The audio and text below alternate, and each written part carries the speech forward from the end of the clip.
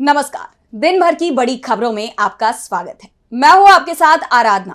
आज इस बुलेटिन में बात होगी बीजेपी पर मल्लिकार्जुन खड़गे के करारे हमले की, महाराष्ट्र में तेज होती राजनीतिक हलचल की, देखेंगे फिर टले हरियाणा में नई सरकार के गठन को, बीजेपी को लगने वाले बड़े झटके को, जानेंगे रेल हादसे पर कैसे घिरी मोदी सरकार, और बुलेटिन के आखिर में देखेंगे रामलीला पर मचे घमासान को। लेकिन दिन भर की तमाम बड़ी खबरों से पहले एक नजर आज की सुर्खियों पर। डीके शिव कुमार ने केंद्र सरकार पर लगाया आरोप, बोले टैक्स ट्रांसफर में कर्नाटक के साथ हुआ अन्याय।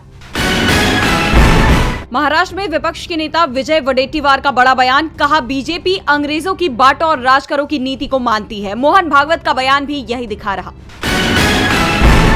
सपा प्रमुख अखिलेश यादव का बड़ा बयान, बोले समाजवादी पार्टी की नीतियों से ही महंगाई और बेरोजगारी की जा सकती है दूर। पंजाब में कल 3 घंटे का चक्का जाम करेंगे किसान, केंद्र सरकार को सबक सिखाने के लिए किसानों का प्रदर्शन।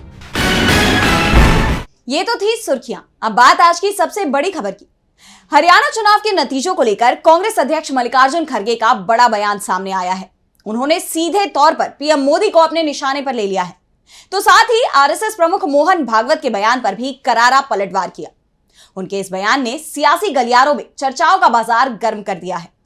तो ऐसा क्या कुछ कहा खड़गे ने, जानने के लिए देखिए ये रिपोर्ट। हरियाणा चुनाव के नतीजे सवालों के घेरे में हैं। कांग्रेस का आरोप है कि धांधली हुई है और इसे लेकर कांग्रेस अध्यक्ष मल्लिकार्जुन खड़गे ने अब चेतावनी देते हुए कहा कि हरियाणा में जो हुआ उस पर हम रिपोर्ट मंगा रहे हैं। रिपोर्ट आने के बाद सब सामने आ जाएगा। पूरा देश कह रहा था कि कांग्रेस जीतेगी, यहाँ तक कि बीजेपी के नेता भी कह रहे थे कि कांग्रेस जीत रही है। सबके कहने के बाद भी वो कौन सी वजह थी जिसकी वजह से हार हुई। इसके साथ ही खड़गे ने पीएम मोदी पर, बीजेपी पर निशाना साधते हुए कहा कि जो बुद्धिजीवी है, पीएम उन्हें अर्बन नक्सल बोलते हैं। उनकी पार्टी टेररिस्ट की पार्टी है, लिंचिंग करते हैं, मारते हैं, शेड्यूल कास्ट के लोगों के मुंह में पेशाब करते हैं, ट्राइबल लोगों को लाके रेप करते हैं। तो टेररिस्ट पार्टी तो उनकी है और जो लोग करते हैं उन लोगों को ये लोग सपोर्ट। खड़गे ने दावा किया कि बीजेपी शासन में एससी वर्ग पर अत्याचार होता है, आदिवासियों पर अत्याचार होता है। पीएम देश के बारे में कम बोलते हैं, लोगों के बारे में कम बोलते हैं, पार्टी के बारे में ज्यादा बोलते हैं। दरअसल खड़गे का यह बयान पीएम मोदी के कांग्रेस को अर्बन नक्सल कहने वाले बयान के जवाब में आया है। इसके साथ ही खड़गे ने बांग्लादेश में अल्पसंख्यकों पर हो रहे अत्याचार को लेकर आरएसएस प्रमुख मोहन भागवत के बयान पर भी पलटवार किया। उन्होंने आरोप लगाया कि भागवत बीजेपी का समर्थन करते हैं और बीजेपी खुद लोगों को बांटने का काम करती है। खड़गे ने कहा कि अल्पसंख्यकों पर अत्याचार नहीं होना चाहिए, चाहे वो भारत हो या बांग्लादेश। बता दें कि भागवत ने विजयदशमी पर संबोधन के दौरान अपील करते हुए कहा था कि बांग्लादेशी हिंदुओं की मदद करे दुनिया, जिस पर अब वो खुद ही घिर गए हैं। खड़गे के तेवरों से बीजेपी और यहां तक कि संघ भी टेंशन में नजर आ रहा है, और ये टेंशन और बढ़ने वाली है क्योंकि अब महाराष्ट्र की सत्ता दांव पर लगी हुई है। चुनाव का ऐलान कभी भी हो सकता है, रैलियों का दौर चल रहा है और इस बीच बीजेपी को बड़े झटके लगते दिख रहे हैं। एनडीए में टूट की संभावना बन रही है। तो कैसे महाराष्ट्र में कमजोर पड़ रहा है एनडीए, देखिए ये रिपोर्ट। महाराष्ट्र एनडीए में दूरियां बढ़ती नजर आ रही है। चर्चा ये चल रही है कि डिप्टी सीएम अजित पवार जल्दी ही एनडीए को बड़ा झटका देने की तैयारी में है। दरअसल बीते कुछ वक्त से लगातार अजित पवार बीजेपी हाईकमान को चुनौती देते दिखाई दे रहे हैं। शिंदे गुट के साथ कई मुद्दों पर अजित गुट की तीखी बयानबाजी भी दिखाई दी। और इस बीच खबर ये भी आ रही है कि 2 दिन पहले महाराष्ट्र कैबिनेट बैठक में सीएम एकनाथ शिंदे और अजित पवार के बीच तीखी नोकझोंक हुई थी, जिसके बाद अजित पवार बैठक बीच में ही छोड़कर चले गए। इससे पहले दूसरे डिप्टी सीएम देवेंद्र फडणवीस ने कहा था कि लोकसभा चुनाव में हम अजित पवार के चलते हारे। शिवसेना शिंदे गुट का वोट तो बीजेपी के पक्ष में ट्रांसफर हुआ, लेकिन एनसीपी अजित गुट का वोट नहीं मिला। आरएसएस पहले ही अजित पवार के साथ गठबंधन पर सवाल उठा रहा है और ऐसे में कहा जा रहा है कि अजित पवार को किनारे लगाने की स्क्रिप्ट पर काम तेज हो गया है और ऐसी परिस्थिति तैयार की जा रही है कि अजित पवार खुद ही एनडीए छोड़कर चले जाए। हालांकि अजित पवार ने जरूर बयान जारी किया कि भारतीय जनता पार्टी, शिवसेना और राष्ट्रवादी कांग्रेस पार्टी के सत्तारूढ़ गठबंधन महायुति में सब कुछ ठीक है, लेकिन फिलहाल राज्य में जो हालात बने हुए हैं वो कुछ और ही बयान कर रहे हैं। और कहा तो ये भी जा रहा है कि अजित पवार चुनाव से पहले बीजेपी को जबरदस्त झटका दे सकते हैं। महाराष्ट्र में चुनाव से पहले बीजेपी मुश्किल में दिखाई दे रही है, तो हरियाणा में चुनाव के बाद भी उसकी मुश्किलें कम नहीं हुई हैं। हरियाणा में बहुमत मिलने के बावजूद बीजेपी के लिए सीएम का चुनाव मुश्किल होता दिख रहा है। बार बार शपथ ग्रहण की तारीख बदल रही है। तो क्यों सरकार बनने से पहले बीजेपी में मचा बवाल? जानने के लिए देखिए ये रिपोर्ट। हरियाणा में बीजेपी ने लगातार तीसरी बार सरकार बना ली। 8 अक्टूबर को नतीजे आए थे, लेकिन अब तक सरकार का गठन नहीं हो पाया है। खबर है कि हरियाणा में सैनी सरकार का शपथ ग्रहण फिर से टल गया है और ऐसा पहली बार नहीं हुआ है। ये तीसरी बार है जब शपथ ग्रहण की तारीख बदली गई है। कहा जा रहा है कि अब 17 अक्टूबर को सैनी सीएम पद की शपथ लेंगे। सबसे पहले 12 अक्टूबर को शपथ ग्रहण होने वाला था, लेकिन फिर तारीख को बदलकर 15 अक्टूबर कर दिया गया और अब कहा जा रहा है कि 17 अक्टूबर को समारोह का आयोजन किया जाएगा। लगातार तारीख को बदला जा रहा है, लेकिन अभी तक इस बात की खबर नहीं आई है कि आखिर बार बार समारोह की तारीख को क्यों बदला जा रहा है। कहा तो ये जा रहा है कि बीजेपी के अंदर खाने सब कुछ ठीक नहीं है। बीजेपी में अनिल विज से लेकर राव इंद्रजीत सिंह तक सीएम पद पर दावा ठोक रहे हैं, जिसके चलते बीजेपी हाईकमान को समझ नहीं आ रहा कि इस टकराव को कैसे खत्म करे। हालांकि कहा यह जा रहा है कि पीएम मोदी के विदेश दौरे के चलते समारोह को टाल दिया गया। 11 अक्टूबर को केंद्रीय नेतृत्व ने नायब सिंह सैनी को दिल्ली बुलाया। यहां नायब सिंह सैनी ने केंद्रीय गृह मंत्री अमित शाह से मुलाकात की। इसके बाद वो केंद्रीय मंत्री मनोहर लाल खट्टर के आवास पर भी पहुंचे। पार्टी सूत्रों का कहना है कि इस दौरान सैनी ने मंत्रिमंडल को लेकर चर्चा भी की। साथ ही किस तरह से जातीय समीकरणों को साधना है, इस पर चर्चा हुई। कहा जा रहा है कि समारोह में पीएम मोदी और बीजेपी शासित राज्यों के सीएम शामिल हो सकते हैं। हरियाणा में बीजेपी को बहुमत मिला है, लेकिन फिर भी पार्टी के अंदर मतभेद कम होते नहीं दिख रहे हैं। बीजेपी के अंदर चल रहे टकराव का असर पूरे देश में दिखाई दे रहा है। पार्टी के नेता इसी के चलते दल बदल रहे हैं और तेलंगाना में तो कई दिग्गज पार्टी छोड़ने का मन बना चुके हैं। कांग्रेस ने इसे लेकर बड़ा दावा किया है। तो क्या है पूरा मामला, देखिए इस रिपोर्ट में। तेलंगाना के पूर्व मुख्यमंत्री के चंद्रशेखर राव की पार्टी भारत राष्ट्र समिति यानी बीआरएस और बीजेपी को बड़ा झटका लगने वाला है।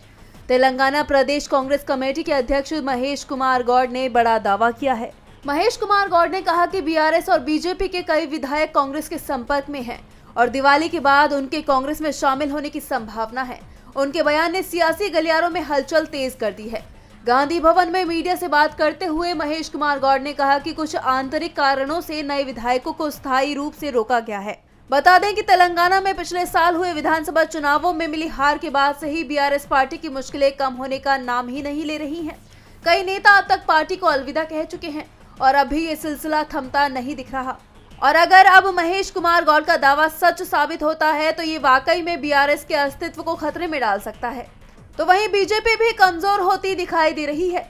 महेश गौड़ ने बीजेपी पर हमला करते हुए कहा कि बीजेपी को गरीबों के बारे में बोलने का नैतिक अधिकार नहीं है। बीजेपी वो पार्टी है जो इस देश को लूटने में अंबानी और अडानी की मदद करती है।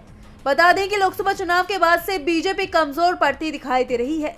वहीं तेलंगाना में भी बीजेपी की हालत खस्ता दिखाई दे रही है, जिसके बाद से अब कांग्रेस ने बीजेपी में सेंधमारी कर दी है। कांग्रेस प्रदेश अध्यक्ष के दावे से बीआरएस के साथ बीजेपी में भी डर दिखाई दे रहा है। तो डरे हुए तो वो लोग भी हैं जिन्हें रेल से यात्रा करनी पड़ रही है, क्योंकि रेल बार बार डीरेल हो रही है और अब एक बार फिर बड़ा रेल हादसा हुआ है, जिस पर राहुल गांधी ने मोदी सरकार को घेर लिया है। तमिलनाडु में बड़ा ट्रेन हादसा हो गया है। मैसूर दरभंगा बारामती एक्सप्रेस मालगाड़ी से जा टकराई और एक झटके में ट्रेन के 12-13 डिब्बे डीरेल हो गए। एक कोच और पार्सल वैन को नुकसान हुआ, जिसमें अब तक 19 लोगों के घायल होने की खबर है। ये घटना तमिलनाडु की राजधानी चेन्नई से लगभग 41 किलोमीटर दूर कावराई पिट्टई रेलवे स्टेशन के पास हुआ। दक्षिण रेलवे की तरफ से जारी बयान में बताया गया कि एलएचबी डब्बों वाली ट्रेन संख्या 12578 मैसूरू डिब्रूगढ़ दरभंगा एक्सप्रेस को 11 अक्टूबर को रात 8:27 पर तिरुवल्लूर जिले में पोन्नेरी स्टेशन पार करने के बाद आगे बढ़ने के लिए ग्रीन सिग्नल दिया गया था। लेकिन कावरापिट्टई स्टेशन में एंट्री करते समय लोको पायलट और ट्रेन क्रू को तेज झटका लगा और सिग्नल के मुताबिक मुख्य लाइन में जाने की बजाय ट्रेन 75 किलोमीटर प्रति घंटे की स्पीड से लूप लाइन में चली गई और वहां खड़ी मालगाड़ी से जा टकराई। घटना के तुरंत बाद मौके पर रेस्क्यू ऑपरेशन शुरू किया गया और कई ट्रेनों के रूट भी बदले गए। यात्रियों के लिए हेल्पलाइन नंबर जारी किए गए हैं। इस घटना ने एक बार फिर मोदी सरकार को सवालों के घेरे में खड़ा कर दिया है। ये पहली ऐसी घटना नहीं है। बीते कुछ वक्त से हर दूसरे दिन रेल घटनाओं की या ऐसी साजिशों की खबर सामने आती रहती है और विपक्ष लगातार इस मुद्दे को उठा रहा है। कांग्रेस सांसद राहुल गांधी ने भी इसे लेकर केंद्र सरकार को घेरा। उन्होंने ट्वीट किया कि अनेक दुर्घटनाओं में कई जाने के बावजूद कोई सबक नहीं लिया जाता। जवाबदेही सबसे ऊपर शुरू होती है। इस सरकार की जागने से पहले और कितने परिवार खत्म होंगे। वहीं कांग्रेस ने लिखा कि रेल मंत्री इसे छोटी घटना बताकर यात्रियों को अपने हाल पर छोड़ चुके हैं। और अब बताया जा रहा है कि रेलवे ने भी इस मामले में हाई लेवल जांच के आदेश दिए हैं। सवाल लोगों की सुरक्षा का है। जिस तरह से लगातार हादसे हो रहे हैं, उसके बाद मोदी सरकार सवालों में है। साथ ही इस बात पर भी सवाल उठ रहे हैं कि चुनाव के बाद भी कश्मीर में सरकार बनाने का न्योता उमर अब्दुल्ला को क्यों नहीं मिल रहा है, जबकि वो सरकार गठन का दावा भी पेश कर चुके हैं। बहुमत का समर्थन पत्र भी एलजी को सौंप चुके हैं। तो क्यों उमर अब्दुल्ला को नहीं मिल रहा सरकार बनाने का न्योता? देखिए इस रिपोर्ट में। चुनावी परिणाम के बाद अब सभी की नजरें टिकी हुई हैं जम्मू कश्मीर की नई सरकार के गठन पर। नेशनल कॉन्फ्रेंस कांग्रेस गठबंधन को बहुमत मिला है। गठबंधन की तरफ से उमर अब्दुल्ला को विधायक दल का नेता भी चुन लिया गया है। उमर ने राजभवन में उपराज्यपाल मनोज सिन्हा को विधायकों का समर्थन पत्र सौंप कर सरकार गठन का दावा भी पेश कर दिया है। लेकिन एलजी ने अभी तक उमर अब्दुल्ला को सरकार बनाने का न्योता नहीं दिया है, जिसके चलते अब सवाल ये उठ रहे हैं कि बीजेपी के कहने पर जानबूझकर एलजी मनोज सिन्हा शपथ ग्रहण के समारोह में देरी करने की कोशिश कर रहे हैं। दावा यहाँ तक किया जा रहा है कि बीजेपी उमर अब्दुल्ला को अपने पाले में लाने की कोशिश कर रही है, लेकिन उमर अब्दुल्ला ने ये साफ कर दिया है कि वो इंडिया गठबंधन में ही रहेंगे और कहीं नहीं जाएंगे।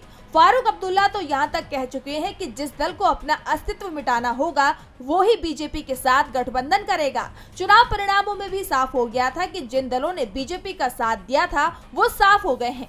ऐसे में सवाल एलजी और बीजेपी पर उठ रहे हैं, क्योंकि जब गठबंधन पर पूर्ण बहुमत है तो सरकार गठन करने वालों की इच्छा पर तारीख दे दी जाती है। नेशनल कॉन्फ्रेंस की तरफ से पहले कहा जा रहा था कि उमर 13 अक्टूबर को शपथ ले सकते हैं, लेकिन अभी तक शपथ का न्योता उन्हें नहीं मिला है, जिस कारण से अब नई तारीख का इंतजार हो रहा है। और नई तारीख तभी मिल पाएगी जब एलजी की तरफ से इसका ऐलान किया जाएगा। और बुलेटिन के आखिर में बात रामलीला की। देश में विजयादशमी का पर्व धूमधाम से मनाया गया। इस दौरान पूरे देश में रामलीलाओं का मंचन भी किया जाता है, लेकिन इस बार की हरिद्वार की एक रामलीला अचानक सुर्खियों में आ गई। ये रामलीला प्रशासन पर भारी पड़ती दिखाई दे रही है। देखिए इस रिपोर्ट में। विजयदशमी के मौके पर रामलीला के बीच कैदियों ने बड़ी लीला रच दी है। उन्होंने जेल प्रशासन को चकमा दे दिया और जेल से फरार हो गए हैं। जी हाँ, भारत में नवरात्रि के दौरान रामलीला की प्रथा बेहद पुरानी है और हर जगह इसका आयोजन किया जाता है। जेल में भी कैदी इस तरह के कार्यक्रम प्रस्तुत करते हैं, लेकिन हरिद्वार के रोशनाबाद जेल के 2 कैदी मौके का फायदा उठाते हुए जेल से फरार हो गए। दोनों ही कैदी वानर का किरदार निभा रहे थे और जब वानर सेना सीता माता की खोज के लिए निकली तो इस बीच दोनों कैदी निर्माणाधीन हाई सिक्योरिटी बैरक के पास पहुंचे और वहां रखी सीढ़ी के सहारे 22 फीट ऊंची दीवार फांद कर भाग गए। जब कैदियों की गिनती हुई तब जेल के अफसरों को इस घटना का पता चला, जिसके बाद रात भर खोजबीन हुई, लेकिन दोनों कैदियों का कोई पता नहीं चला। एक कैदी उम्र कैद की सजा काट रहा था, जबकि दूसरा अपहरण के मामले में विचाराधीन कैदी है। ऐसे में जेल प्रशासन गंभीर सवालों से घिर गया है। प्रशासन की लापरवाही उस पर भारी पड़ती नजर आ रही है। हरिद्वार डीएम कर्मेंद्र सिंह ने जेल प्रशासन की लापरवाही पर नाराजगी जताई और सवाल किया कि आखिर कैदी जेल परिसर से कैसे फरार हो गए। उन्होंने कहा कि इसकी विभागीय और मजिस्ट्रेट जांच की जाएगी। तो आज इस बुलेटिन में इतना ही। आप देखते रहिए डीबी लाइव। नमस्कार।